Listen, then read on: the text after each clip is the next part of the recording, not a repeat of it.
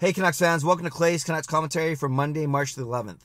I'm Clay Emo, I'm at Canuck Clay on Twitter, I'm at Clayton Emo on Instagram, I'm the founder of the GLCPC, the Good Looking Canucks Positivity Club, and this is my Canucks take, all in one take. No game today, actually no practice today. The Vancouver Canucks are off fully. They have a practice tomorrow, and then their next game is Wednesday night hosting the New York Rangers at Rogers Arena.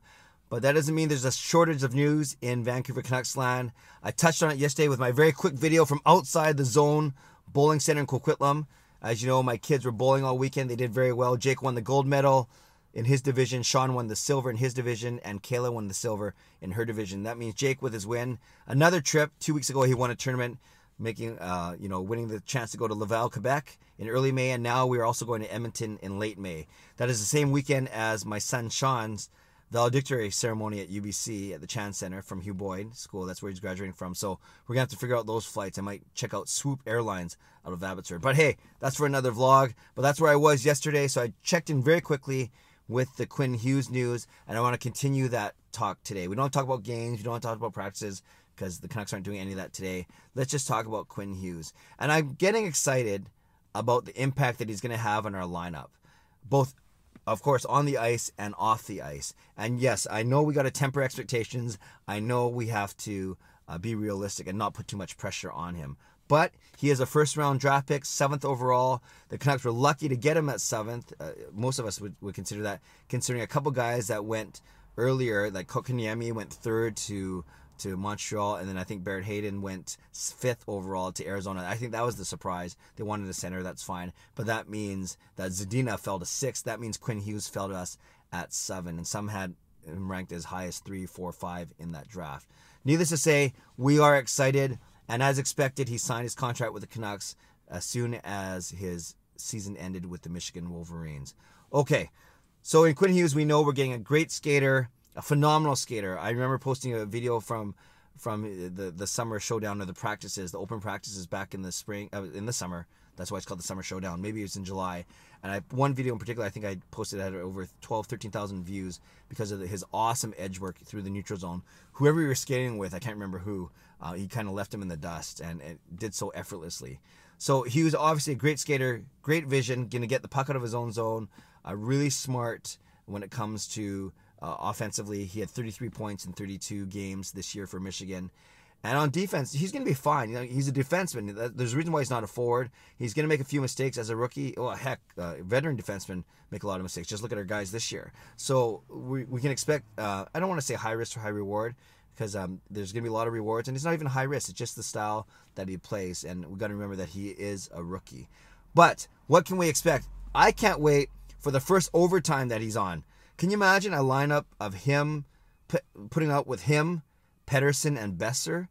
And maybe you go Edler, Horvat, and Virtanen for the other line, or Horvat, Goldobin, and Virtanen. Sorry, that wouldn't make sense. Horvat, Goldobin, and Edler. Horvat, Virtanen, and Edler. We've seen that Travis Green likes to put Horvat and Virtanen together. Horvat as a center, obviously, he can control the play, control the puck, and Virtanen with the speed. But regardless, if Quinn Hughes plays with Horvat and Virtanen, or especially with Pettersson and Besser, that's what I'm looking forward to. The first overtime game. Hopefully the Canucks will have a couple of them to see Quinn Hughes come off the, over the boards or start the extra frame, whatever it may be.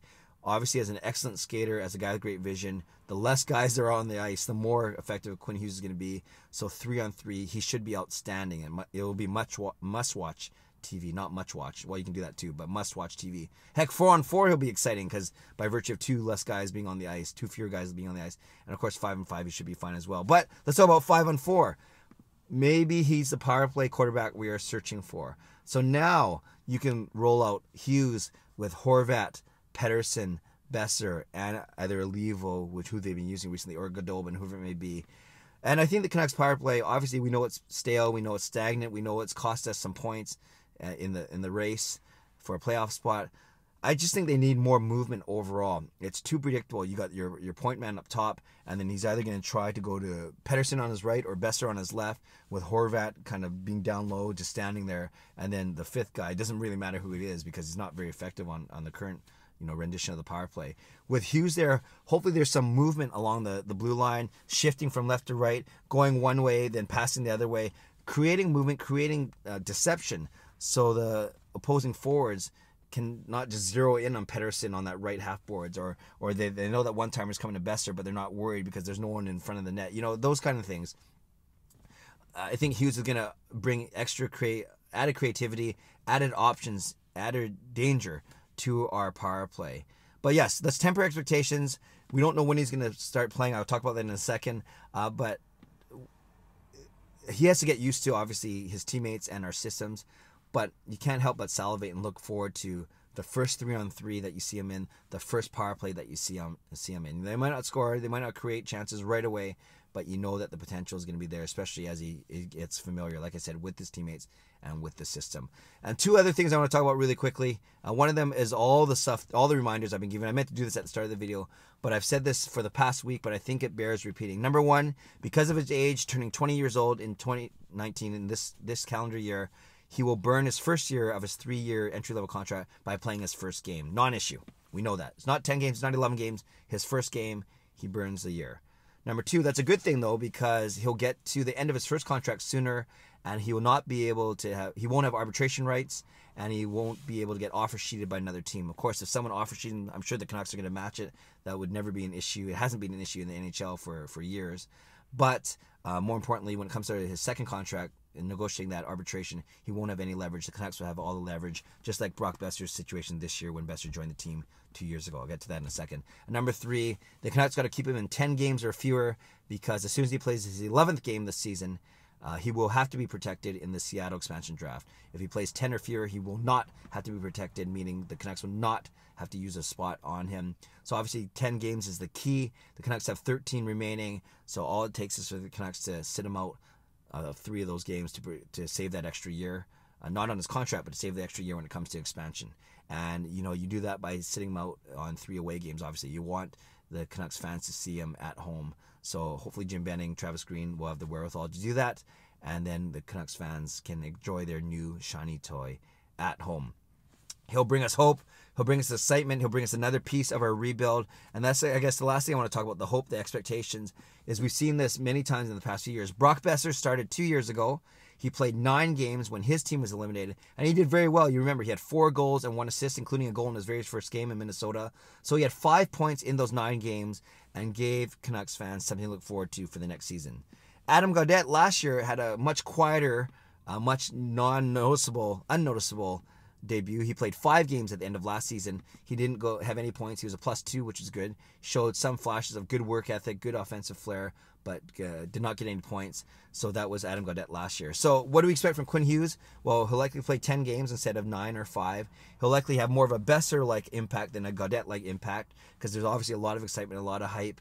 So that's kind of what I expect. I won't put a point total on there right now, but yeah, I expect more of a Besser-like debut instead of Gaudette-like debut. Not that Gaudette's been poor. Obviously, we've seen him do very well this year.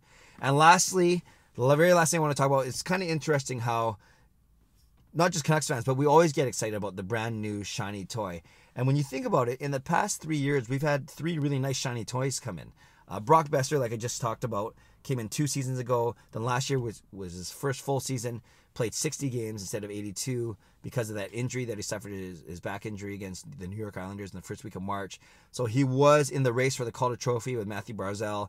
Obviously, Barzal won it, ran away with it, and he was most deserving. But we were all excited about Besser 2 seasons ago when he came in for his 9 games, and then, of course, throughout the majority of last season. But how quickly Besser faded to the background as soon as Elias Pettersson started. We drafted him in 2017, took an extra year to play in Sweden, we all know that. Then he comes in like gangbusters, and he slowed down a little bit, as we know, but he's still picking up assists here and there, still on a point per game pace.